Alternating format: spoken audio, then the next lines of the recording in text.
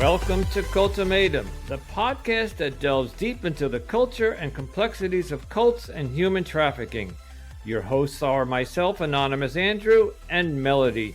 Each week we explore different facets of cult life and human trafficking. And I'm Melody.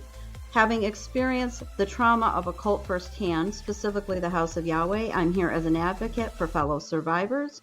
My journey has inspired me to help others who find themselves in similar situations. Our podcast is committed to respecting our guests' privacy. To ensure their comfort and safety, our guests can choose to remain anonymous or use a fake name. And Andrew, before we get started, we also want to issue a trigger warning. Some episodes may contain potentially disturbing subjects such as sexual abuse, rape, human trafficking, suicide, and other sensitive topics. Discretion is advised. Welcome to Cultimatum, the culture of cults. And hello, Melody. Hi, Andrew. Today we are going to be listening to an episode that is another transfer from the Anonymous Andrew podcast. It is when Andrew was doing the series on twin flames, and this gentleman who goes by Franklin, and he is using an anonymous name, comes forward to talk about his experience with a cult, growing up in a cult called I Am. And there's lots of conversation about kind of his input and his opinions about TFU and that experience. He also talks about his own experience growing up in his cult as well. Right. And I do remember he reached out to me while I was doing the TFU investigation, and he, I think, literally used the word, he was triggered by TFU and wanted to come on and share his story. So yes, that's what we're going to hear now. So here's his interview. Greetings and welcome back to another episode of Anonymous Andrew Podcast, Life and the Choices We Make. And today we have episode number 6 in my investigation into the Twin Flames universe.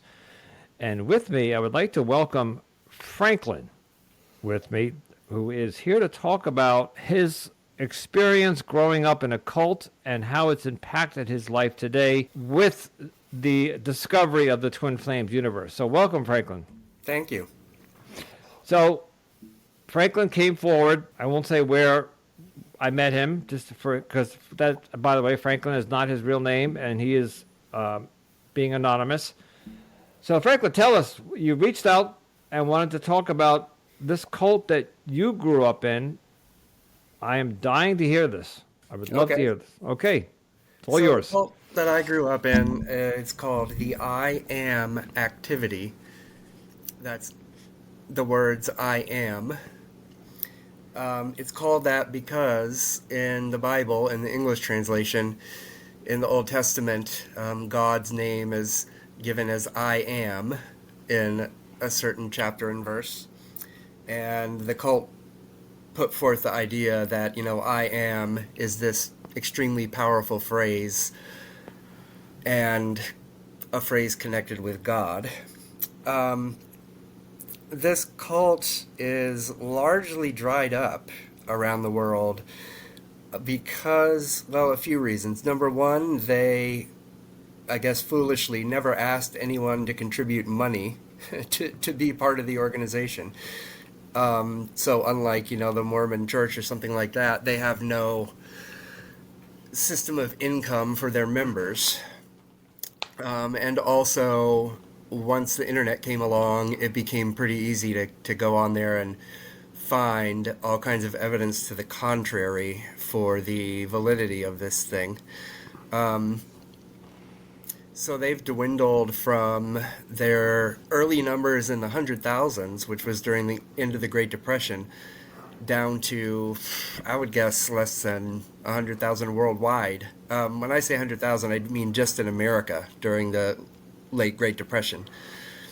But yeah, now they're really dwindling. They're mostly just kind of piddling things out in online forums. Well, let me ask you a question there. When you said the Great Recent Depression, we're talking 1933 or? Yeah, I mean the Great Depression of the 1930s. Okay, so they've been around that long. Right. Is that what? When did they start? Was it around? That's when they started. It was during the 30s. Okay. When you say you were, what were your parents involved with them, and that's how you got involved, or Yeah, that's right. My parents got involved in it when I was in elementary school, I believe probably fifth grade. Prior to that, they had been involved in a cult called Morning Land, like morning AM, Morning Land, all one word, which I think is still existing in some form.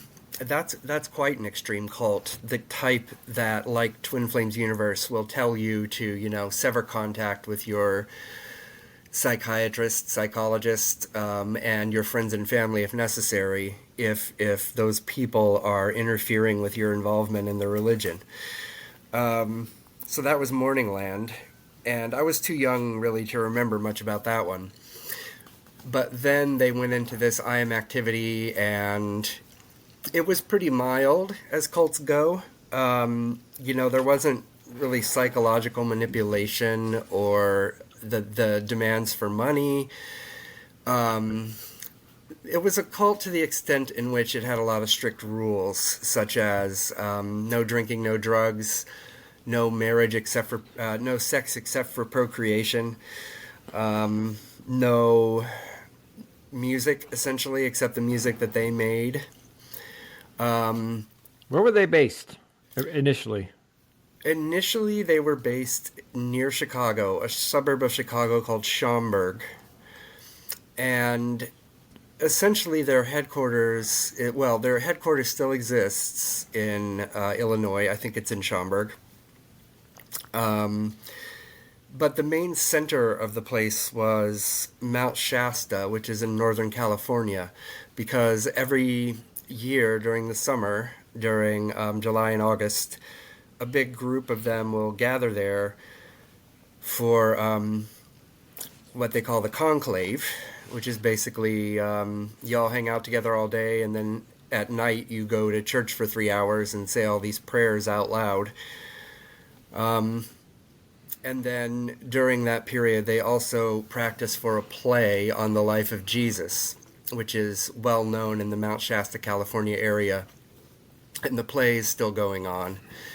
That property is quite amazing, actually. It's called Shasta Springs, and there is an actual mineral springs there. And prior to its acquisition by this cult, it was a really well-known resort during the 1930s, and presidents would go there for vacation at times and things like this.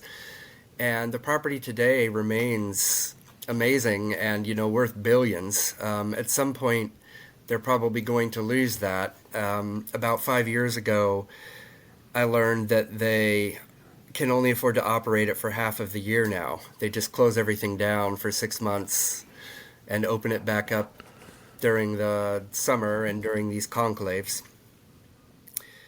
So they never ask for money? I mean, even the Catholic Church, they pass a basket on Sunday.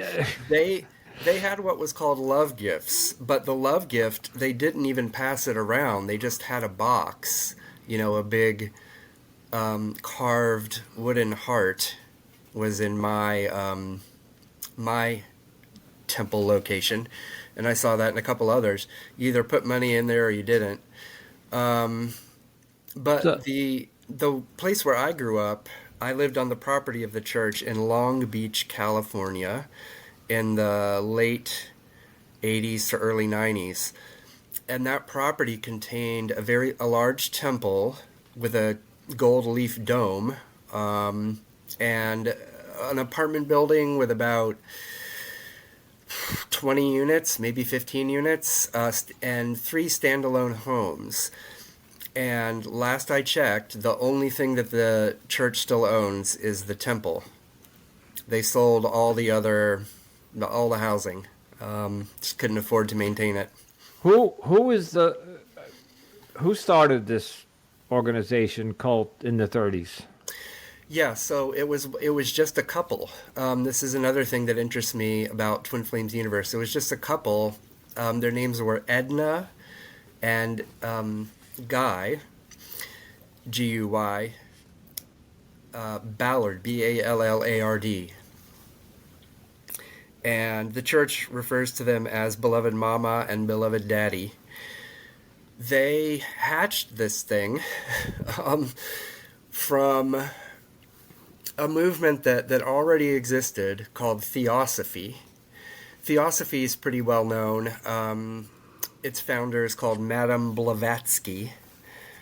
And it's a whole family of teachings about these beings that are known as ascended masters.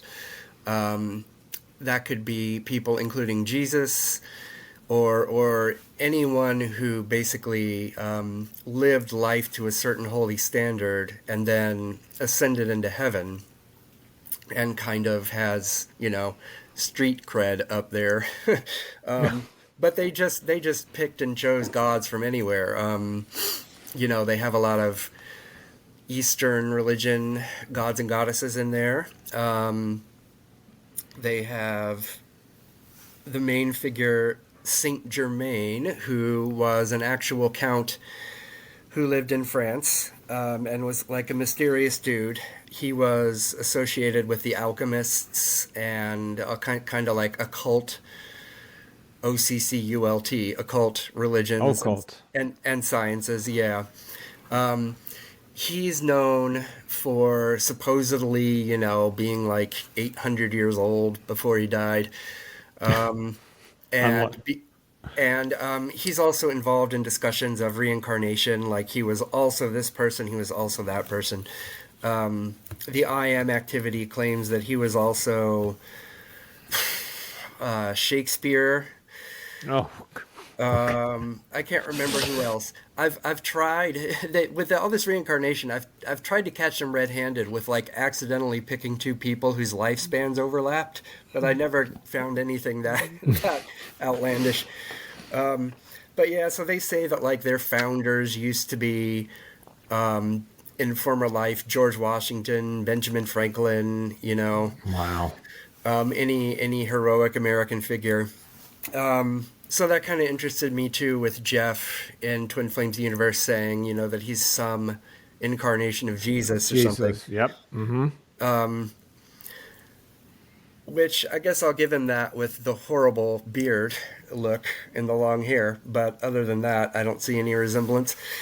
But let me ask you a question, and because yes, he put out a couple of YouTube videos or many when he did grow the full beard. And look at me, I got the long hair, I have a goatee, I do not have a full beard, but with a little bit of filtering with AI today, I could make myself look like Jesus too. So just the fact that he puts out an image. As a matter of fact, I think he did this one day. I'm turning my head with my fingers on my chin, where he tried to do the profile, and then they put a picture of Jesus next to him. So it part of his psychological manipulation, like, look at me, I look like Jesus, so therefore I am Jesus.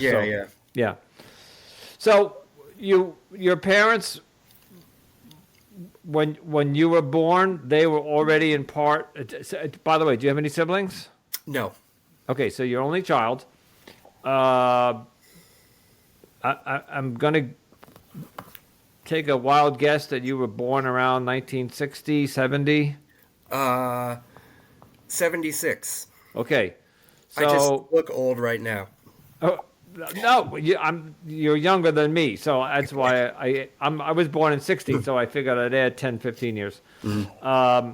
No, you look younger. So you're born and you were literally raised in this church, in this...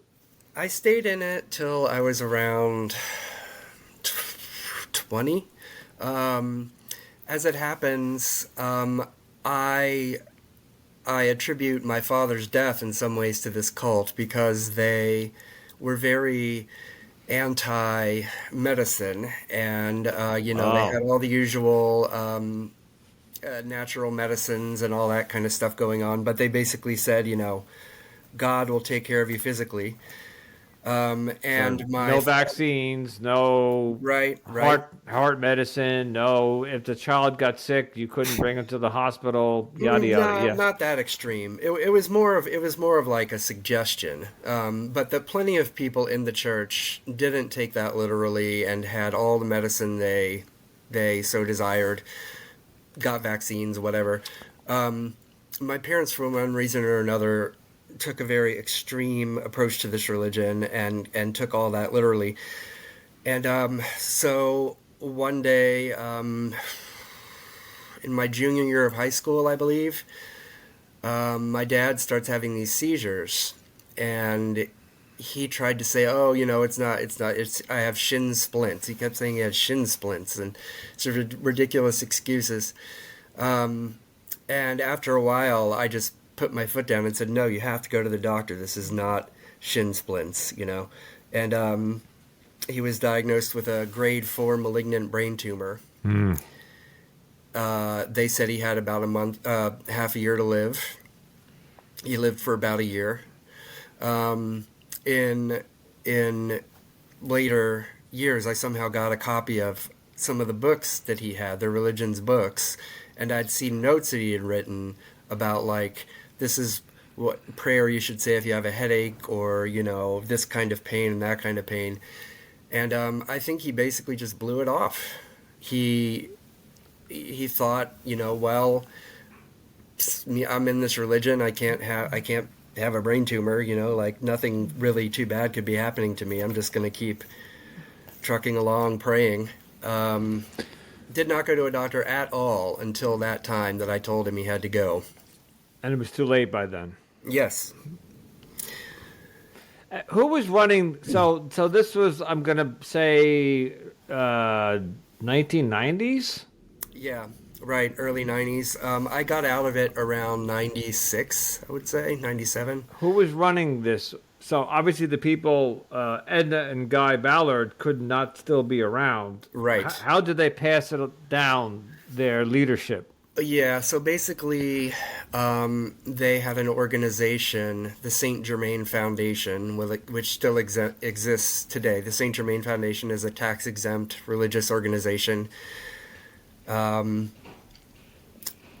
far as I know, their headquarters is still open in Illinois.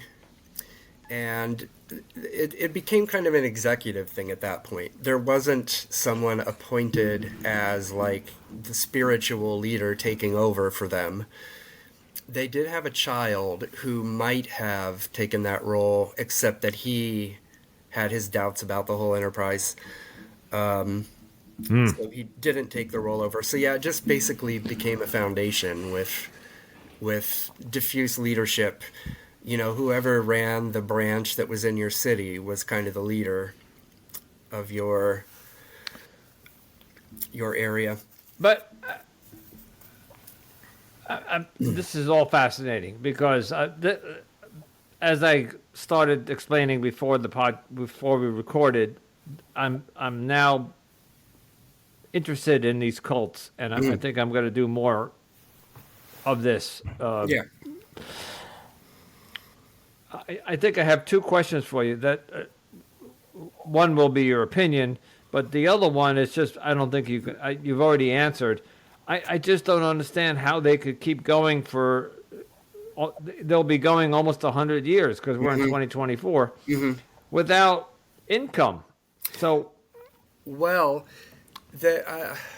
I don't know a great answer to that, except to say that they did make a killing at the very beginning, because the two founders, Edna and Guy, were not shy about, like, bilking people for money. Okay. Okay. There is in fact a Supreme Court case around this.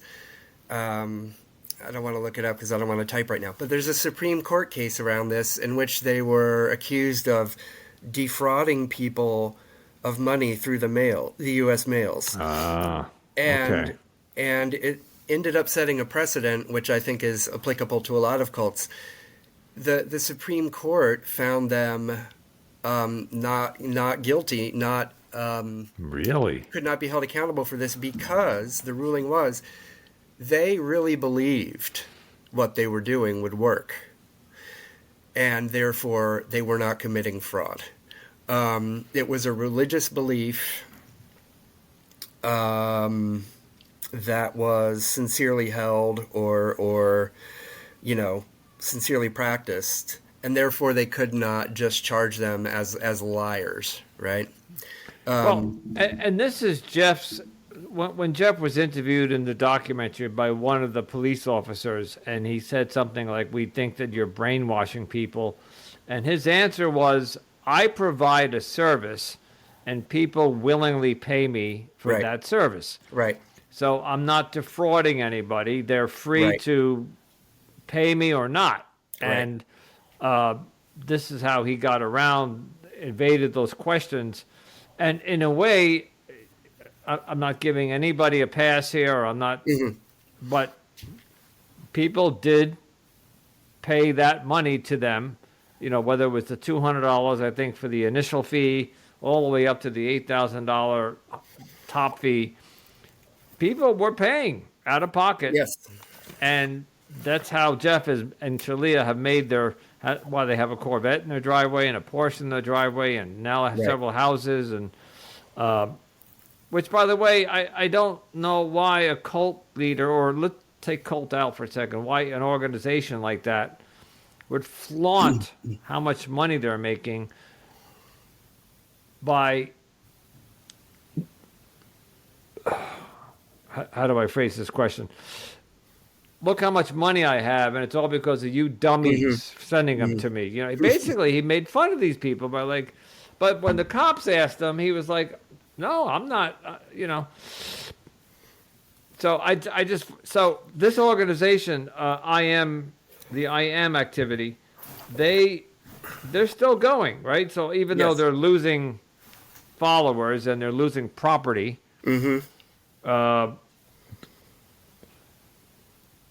are there? I'm thinking of the Scientology. Are there any famous people that might be floating them? Wealthy people? Famous people, absolutely not. I don't think there's ever been one. Wealthy people, yes. There were, when I was in it, some quite wealthy people. I knew multiple multimillionaires, but not enough to sustain the thing.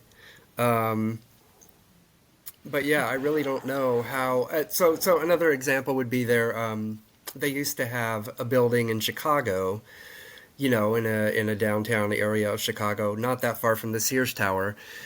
It was probably, I don't know, an 8 or 10, 12-story building that they owned based on that initial money that they got way back in the 30s. They purchased a lot of property back then.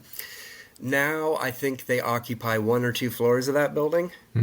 So they've just kind of lived off the scraps of their initial wealth by renting, selling, things like that. But it continues to go downhill pretty quickly. Like, they have a school for kids, grades, I think, elementary to 12. That exists in Mount Shasta, California, near where the conclave is held. That school, last time I checked, is down to like 6 or 10 kids, and the teachers are getting paid nothing, just peanuts. I don't know how they can afford it. So there were actually, on a related note, a lot of people in poverty in this religion. People who, as with the health, believing that's something that God will just take care of for you. They also thought that in terms of money. So there were a lot of people who were just like scraping by, borrowing a lot of money from their families. That's what my parents did.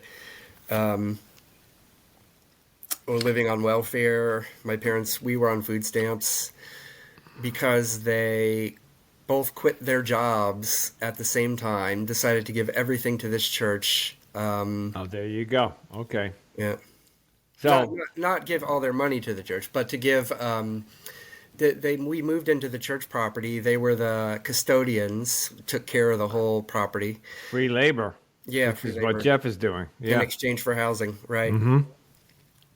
So property you already own, you're not paying for the house anymore. So just get people to live there and do work for you. Cook and clean and Yep. what? So I'm sorry to ask this, but I just so we can follow the bouncing ball. So your Yeah. dad passed away. What happened to your mom? She continued. Well, long story short, psychologically, she had nothing left to handle the situation with. I mean, that happened at around also the time that I went off to college. I did not stay local for college, and she was living in that church property's house by herself. She had her friends from the church. She had some friends outside the church, but she broke down mentally, ended up taking her own life. Oh wow! And I'm sorry. yeah, I mean, again, in terms of the church, it's like she didn't get a lot of help from the people who were around there. Well, that seems to be a common denominator of some of these cults. We did have a suicide in the Twin Flames, and they had no culpability. They washed their hands of it. Yeah. And over the years, depending on, I don't know if you call Charles Manson a cult. I think he was. Yeah.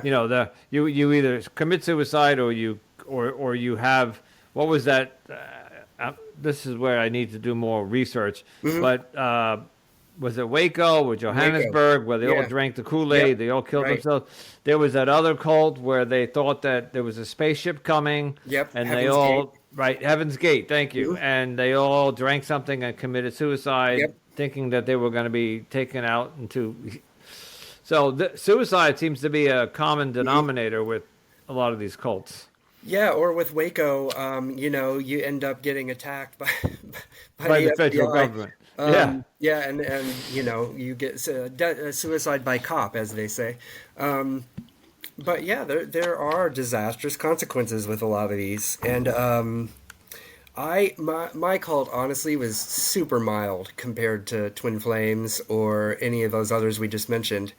But I view Jeff as a shooting in making. I believe there's some pretty strong chance that he's either gonna shoot at someone or be shot at. I can't remember whether during the Netflix documentary is he shown like with a firearm in there. I looked, because that's on everybody's mind is how is this going to play out one day, and I don't know if they have a stockpile. Yeah. But it would not surprise me if. I mean, he lives in, rural Michigan. That's Right. not a good start. Right. No. He's a white male of a certain age range. And his psychological profile is quite Disturbing. I don't know. It's hard to pin it down, right?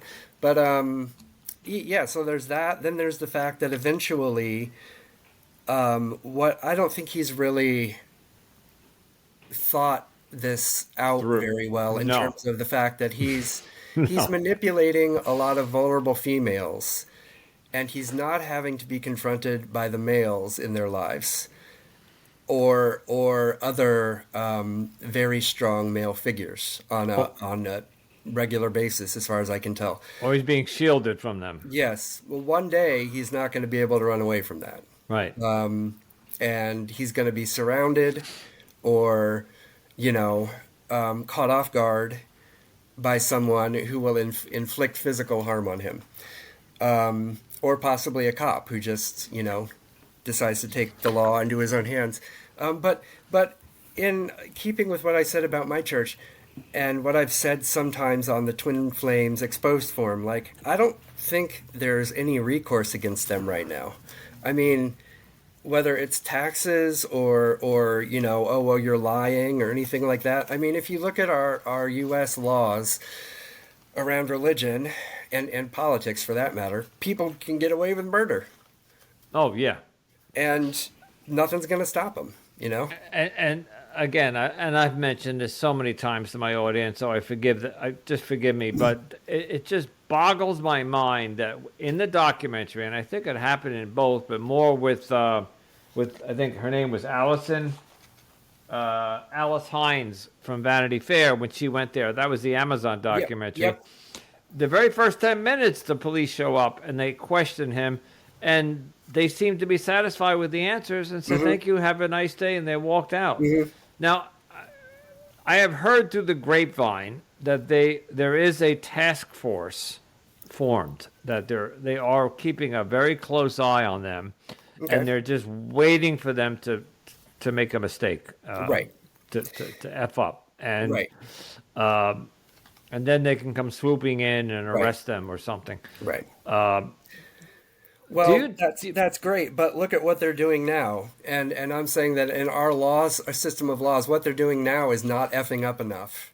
yeah, Like if they kept doing this, it would be awful, but it wouldn't be illegal. So, well, let's talk about that for a second. They're if they're coercing or forcing people to have top surgery, like so they're pairing off same-sex people and saying you're female, but you need to be the masculine. So Yep. off with your breasts. You must grow facial hair, and you're now the masculine energy in that reunion. At some point, that's people are gonna. I mean, the woman, I think her name was Alicia, who already was a trans woman. I think in the Netflix documentary, she ultimately left because she was LGBTQ, and she was fed up with how. So Jeff was taking advantage of that. He saw that some of his members were of this the homosexual variety, and he needed their money, and so he embraced them. And then you have the stalking, where he told you. So let's say he says to you that I'm your twin flame, whether I'm male or female, and you believe that to be true. So now you need to convince me that I'm your twin flame. So how many stalking and restraining orders have been issued?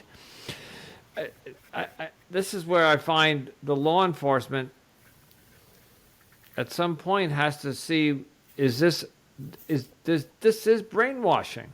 To tell you that I'm your twin flame and then you must go convince me of that, and so you go fly off to New York to try to convince me that I'm your, and I don't know who you are, you to come knock on my door one day and go, I'm your Right. twin flame, I'm going to call the police on you.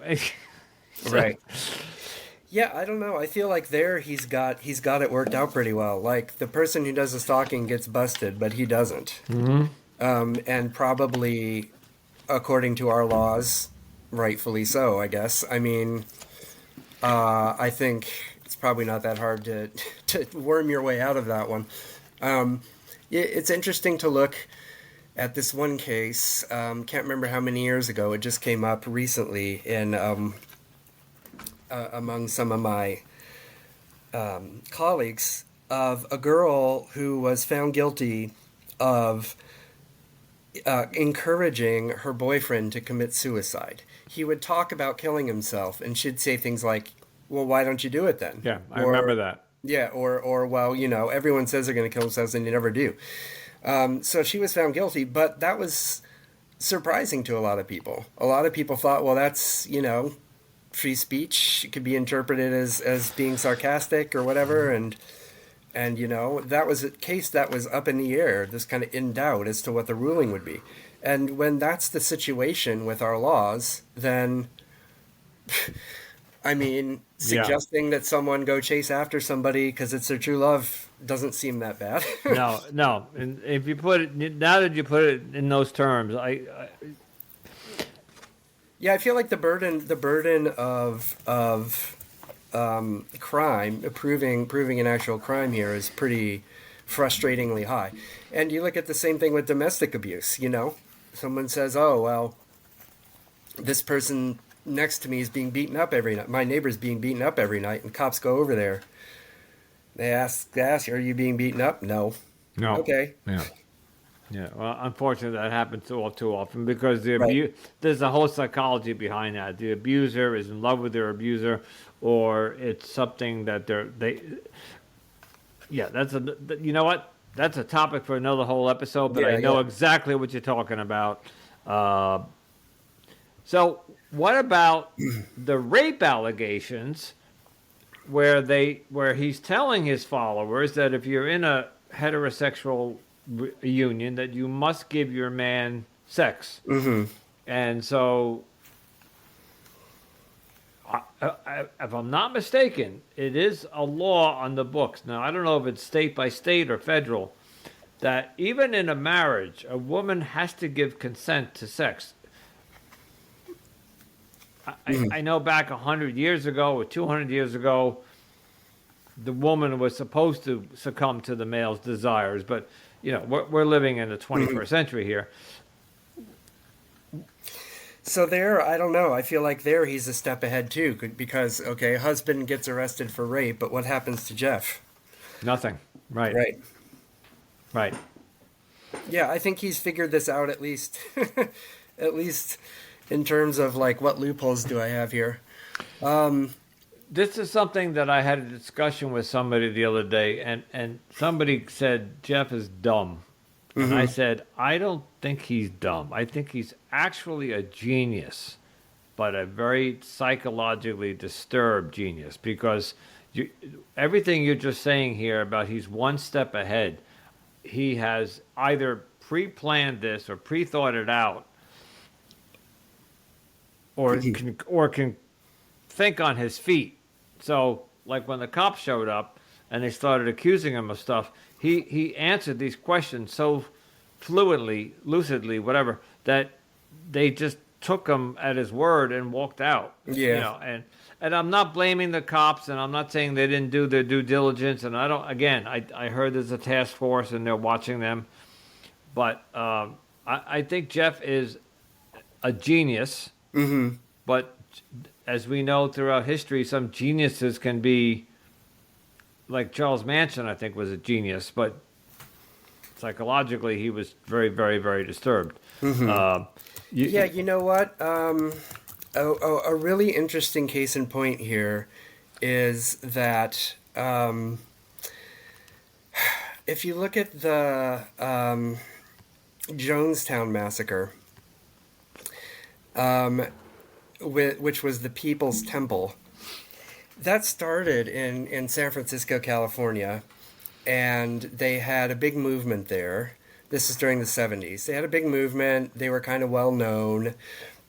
To some extent, they had the cops and like the city politicians in their pocket in a way, and got away with stuff. And even someone like Harvey Milk, the district supervisor for the Castro district, someone who we consider a liberal hero and LGBTQ plus hero, he gave them a bit of a free pass, and because he wanted their votes essentially, sure. or the political influence, and everyone kind of overlooked how terrible that whole thing was. Then Jim Jones picked it up and moved it to Jonestown in Africa, and that's when it really got awful. But a whole series of horrible things that aren't quite horrible enough to get the law involved happen with these cults. And yeah, the guys who run them are typically pretty slick.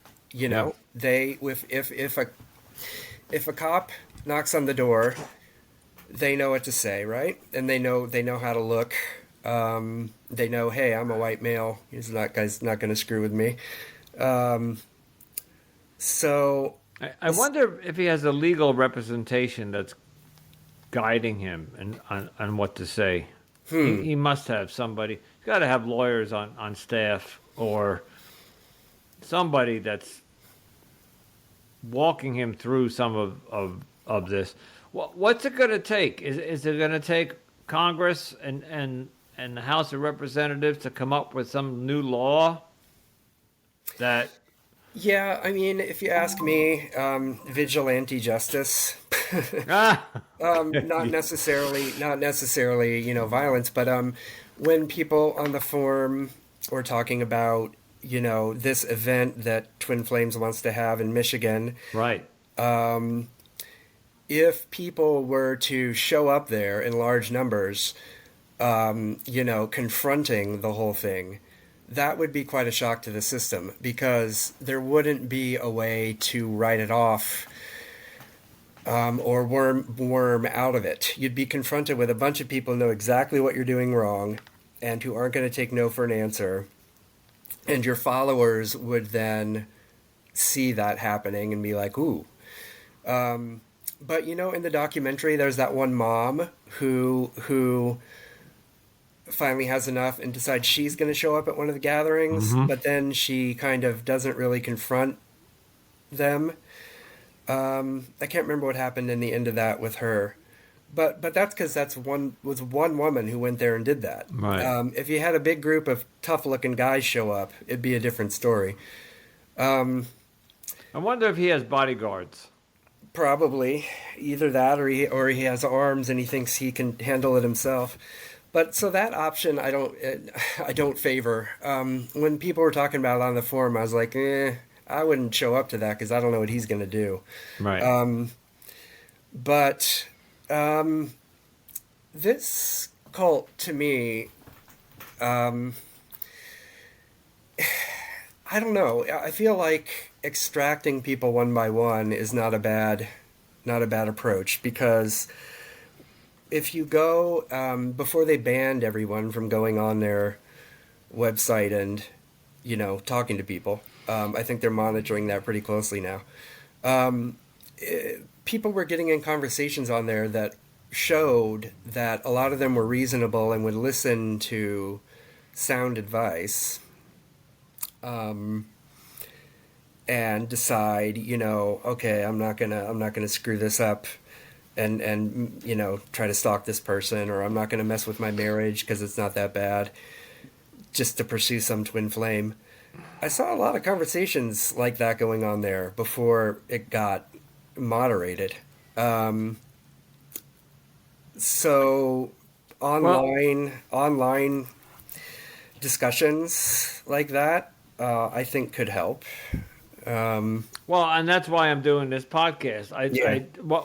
And I've said this 100 times. I think that the two discussion groups that we're involved in on Facebook are doing a fantastic service, and that's why I jumped in, and it was brought to my attention, and I wanted to contribute and then bring it off the pages of Facebook into the podcast world. Yeah. But I'm just one independent podcaster who is fairly new to podcasting. I'm in my second year, but if I can I have networks. I belong to podcasting networks, and as a matter of fact, I was just talking to a very good a gentleman who I belong to a podcast community, and I told him what I was doing. If I could network and get other podcasters to pick up on this, but the point is to keep this conversation going. Yeah. Whether it's on social media, whether it's on podcasting, on YouTube, I think while Amazon and Netflix did their due diligence, I think 60 Minutes should do something. I think CNN should do something. The more, like I have the Vanity Fair article by Alice Hines, and that got a lot of press. By the way, did you see Jeff's answer to this article? I saw a video of him responding to it. Yeah, it was quite disturbing. Yeah. Because I think Alice Hines is a very well recognized journalist and author, and you don't get to work for Vanity Fair if you don't have some credibility. I think too this one interests me. Jeff interests me because I don't know. This is kind of like a gut feeling, but he's not as nuts as some of these other cult leaders. Like, I don't think a Kool-Aid, a mass suicide by drinking cyanide-laced Kool-Aid thing would take place in Twin Flames universe. I agree. I I agree. also I also don't think it would end the way Charles Manson's cult ended, or Heaven's Gate or Waco or something like that. I wonder if at some point, like, something will kick in and he'll just be like, I've got made enough money off of this. Like, I could tone it down a little bit and still make a lot of money because he could. He could tone this. I mean, he could tone this down to the point where it didn't seem much different than like what you would hear from kind of a kooky therapist. I mean, there's in my world, it would be against the law to be to charge money for a psychic reading or like a tarot card thing, right? But those things are legit, and they're not nearly as harmful as this level of a cult. But I'm saying, like, maybe he will like fold at some point. Or come down a couple notches. You know who Yeah. Jeff reminds me of, and I'm not praising this person, but he reminds me of Trump. Trump, when he ran for president, had some great ideas, and he was a businessman who wanted to get the country back on track and bring jobs back and stop the immigration and all these other wonderful ideas. But he opened his mouth too much. Yeah. And he put his foot in his mouth and he said stupid things, and that's what got him in trouble. And I Right. think Jeff is doing the same thing. If Jeff wanted to offer a course on how I could better myself and therefore attract a mate, there are many dating coaches. I've interviewed 50 dating coaches on this podcast who offer a service for a fee that they will guide you through the dating process Yep. and help you find your mate. They will help you on the dating profiles. There are some matchmakers out there. All Jeff has to do is tone it down Yeah. and stop with this top surgery and stop with this. Yeah. You have to give sex to your husband, and is that what you're thinking? That maybe if Well- he toned it down a little bit? I don't know. I mean, yes, but I thought about that a long time ago, and I thought, well, no, that's too obvious. Like, as I see, he's not as crazy as any of the spectacular failure cult leaders were. Yeah. But he is nuts, and Yeah. I think if he could have scaled it back, he would have. Like when he decided to take it up to the level of, okay, I'm just going to pick who these people's twin flames are, and they're all going to be women, and I'm going to encourage them to be lesbians. He was basically admitting that what he was doing wasn't working because Correct. people couldn't find their twin flame to their satisfaction. And he needed to take control of the whole thing and just assign them up. And then at least they would have that twin flame there without the whole searching forever for it. But at some point, you're going to realize that the person that he assigned to me is not my twin flame, especially if I have to grow a beard and take hormones and remove my breasts. Yeah. I think there, I would think that his business model allows for that, let's say, because his business model is going to thrive on new customers, losing old customers but gaining new customers. And because the rates he charges are so high, I think he could absorb the losses. Oh, yeah. Yeah. So And since the documentary came out, I do believe the sales went down, but now he's bouncing back. Yeah. Because you know the expression, any publicity is good publicity. Yeah, for sure. So even though Netflix and Amazon tried to expose him, it dented him a little bit, but then it made other people aware who are vulnerable, who are lonely, who are heartbroken, which is where I was a year and a half ago. Although I'm smart enough not to do anything crazy like this. Right. I want to ask you, we have a few minutes left. I wanted to ask you where you are today. So you grew up in this cult, and at around 20 in college, you left and went on with your life. Yeah. Did you ever find your love? And are you married? And do you did being part of that cult affect you as an adult? Hmm. Does it still affect you?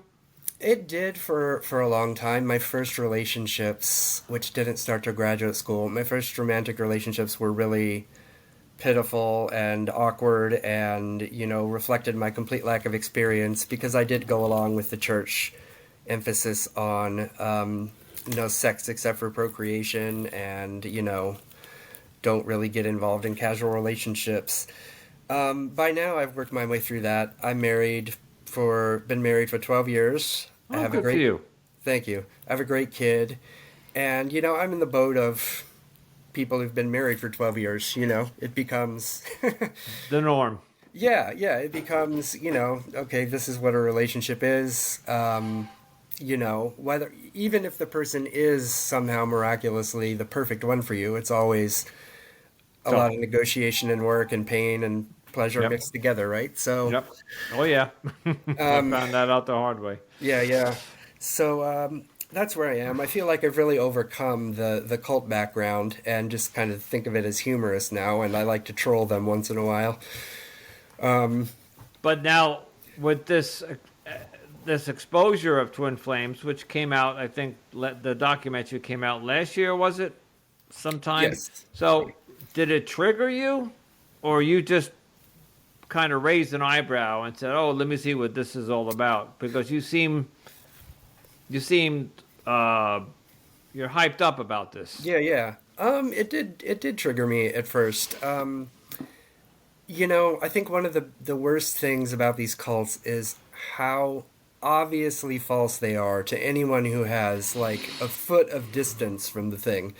Like the cult that I grew up in wasn't as easy to pick apart, but with Jeff and TFU, it's like, what a nut job, Yeah. within 5 seconds that the guy's nuts, and yet he manages to pull this stuff off. So that did get me concerned and made me want to find a way to talk to people who are part of it to see if I could persuade them, because obviously the people in that documentary who left, they get it now, they figured something out and now they're part of the solution. So yeah, I was pretty hyped up about it for a while. Now you've got me hyped up about this NXIVM one that you mentioned earlier.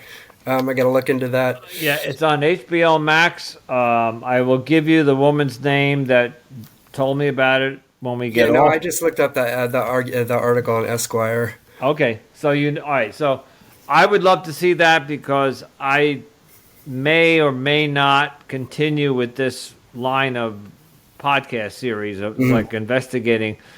My podcast was started with this relationship that ended and how bad I was hurt and yada yada yada. But I can't go on forever talking about my past relationship. But I'm diving into what's healthy relationship is, how to self-love and all that. But now, with this twin flames concept, there are people coming forward talking about the Greek mythology, about where twin flames originated from the Greeks.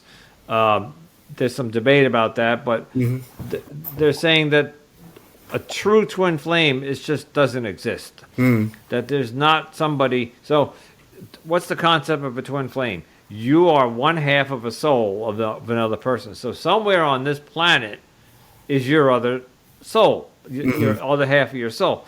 If you really logically think about it, it's nonsense. Right.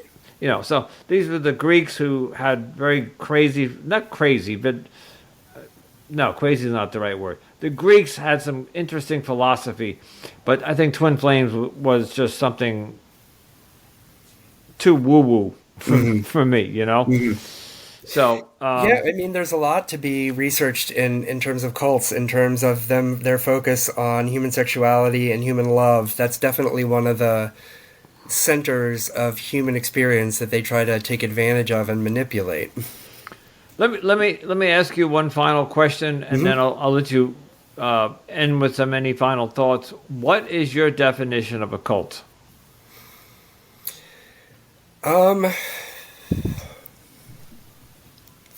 Unfortunately, I would have to say a religion that's not old enough to be respectable. Because, I mean, I'm an atheist, and I think that ultimately, Oh, any really? religion, yeah, any Wow. religion I look at, I've read the Bible straight through, word for word, more than once. And to me, they all have an element of superstition to them. However, I believe some are more respectable than others. I have a lot of respect for Christianity because I believe that the submissiveness and the love for others and the loving your enemy and loving your neighbor as yourself, I believe that those are great values, and I think they're extremely hard to practice, which is probably why most people who say they're Christian don't really follow the New Testament very closely. But anyway, I think that cults are religions that didn't develop with enough thought and didn't build enough of a following, and that have some element of them that's just a little bit too extreme to sustain over time. I think that, and I was born a Roman Catholic, baptized, First Communion, Catholic grammar school, Catholic high school, Catholic college, two Catholic colleges. My parents were devout Catholics. I walked this earth for 20 years as an atheist too, more of an agnostic. I also worked for the Catholic Church for about, I don't know, 5 or 10 years back in the 90s, where I would raise money for them. So you're the Diocese of Camden in New Jersey, for example, and you need to raise $40 million for a new rectory and a new church and a new roof or whatever. And they would bring my company. I didn't own the company. I was working at. They would bring this company in to do capital fundraising, and we would gather the parishioners together and say, "Hey, we need your money.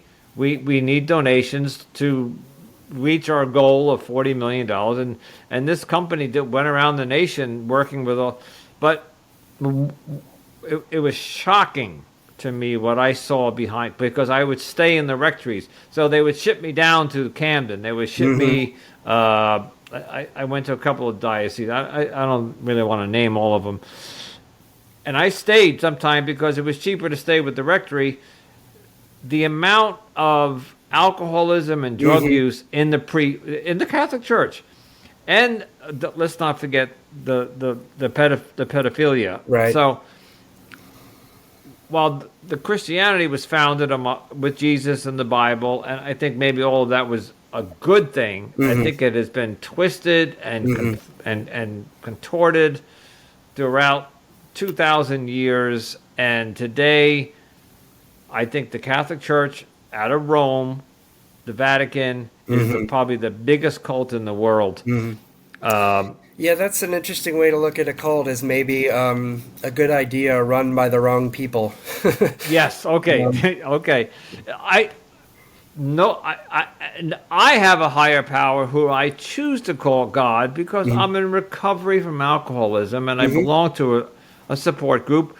It's called AA, and there are many people who think AA is a cult. But being a member of AA, it is not a cult. They don't force us to do anything. Donations are optional.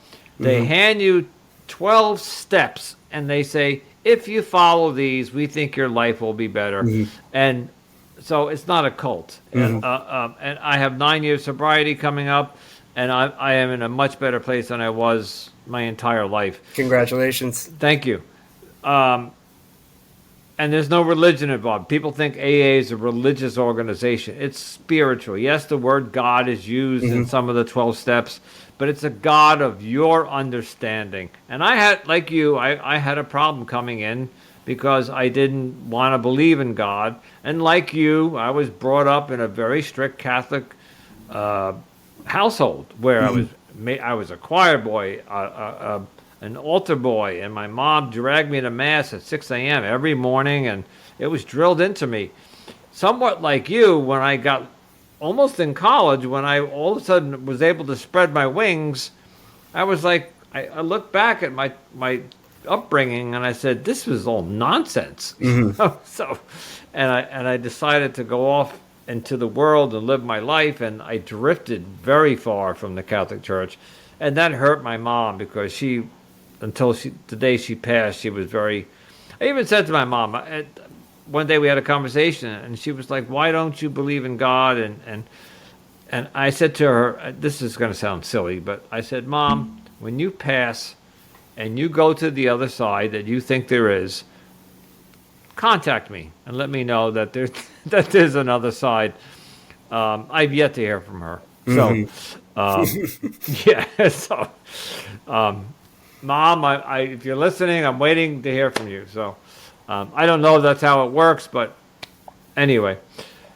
Franklin, I am just, first of all, thank you so much for coming forward.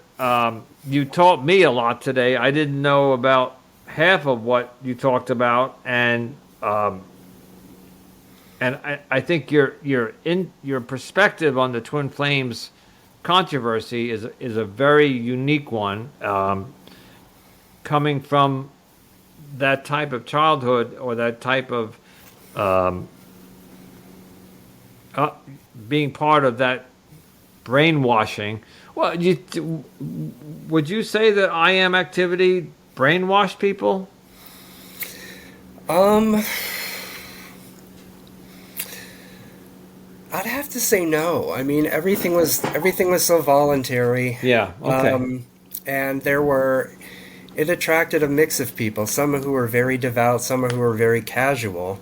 I feel like in a real brainwashing cult, most people are quite extreme. And so yeah, I think I got lucky in terms of a spectrum of cult severity. One last question, because I told you at the beginning of the interview, this could go 30 minutes or it could go an hour, because what do you think of the Amish? Well, we got a lot of them around here. I mean, I live not that too far from Pennsylvania, and we got a lot of the Amish farm markets and such. I didn't like their hands-off response to COVID, but other than that, I've got no complaints. You don't really. It's like you don't get to know them. I mean, unless you're willing to talk to somebody in one of those markets, like they're not pushing their ideas on you, and they're not hurting anybody. So yeah, they pretty much stay to themselves. Yeah. I mean, that's probably in the end some kind of a cult, but it's not hurting anybody. Yeah, it's not hurting anybody. I guess they do have some extreme situations in terms of, like, if you decide to leave, you can't come back. I think that's the thing with them. Yeah. But yeah, they seem pretty. And they do allow you to leave for a year, right? Right. And if you come back, and if not, then you're essentially excommunicated, I think. Right. Yeah, that's not good. But I mean, other than that, it's okay. Okay. I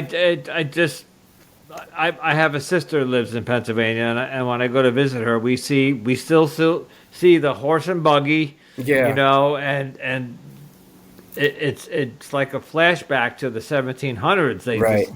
They go into town on horse and buggy, and they get their grain and their feed, and some of them are exquisite lumber or carpentries. I happen to be in the building industry, and we have actually gone to the Amish to make some of the craftsmen.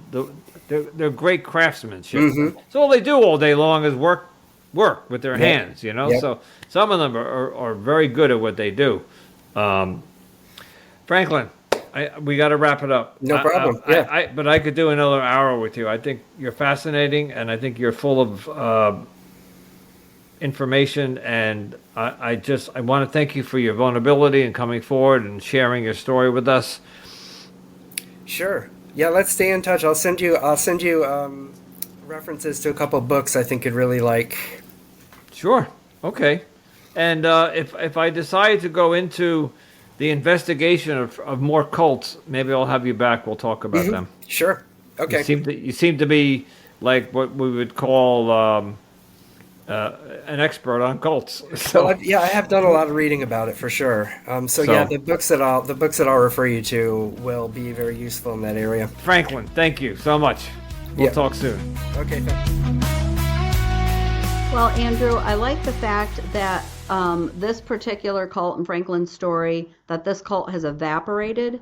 And as an ex-cult member, that is what we all wish for, to see these cults evaporate or disappear. I mean, and I think that's part of the reason you started diving into this subject too, is the fact that nobody's doing anything to stop them. Melody, that's exactly what when I started getting into TFU and then was made aware of your group and I started listening and learning, I was just amazed that there are so many cults out there. And you and I were just talking a little while ago. I mean, gosh, it seems like each week a new documentary pops up on Netflix or one of the channels. Yeah, there's like this new thing on TikTok now called the Dancing with the Devil, and it's about a cult. And anyway, it's just amazing that these things keep popping up, but they're still going on, and it just doesn't seem like our society or law enforcement are bothered by it. But I'm speaking completely out of I don't know out of context. I think they would like to be able to do more, but I think part of the problem is that theoretically speaking, that brainwashing is so hard to prove that the government is under this impression that people are there of their own free will. And to some degree they are, but when there's brainwashing involved, they aren't completely there of their own free will, but they don't realize that until they leave, that they weren't there of their own free will.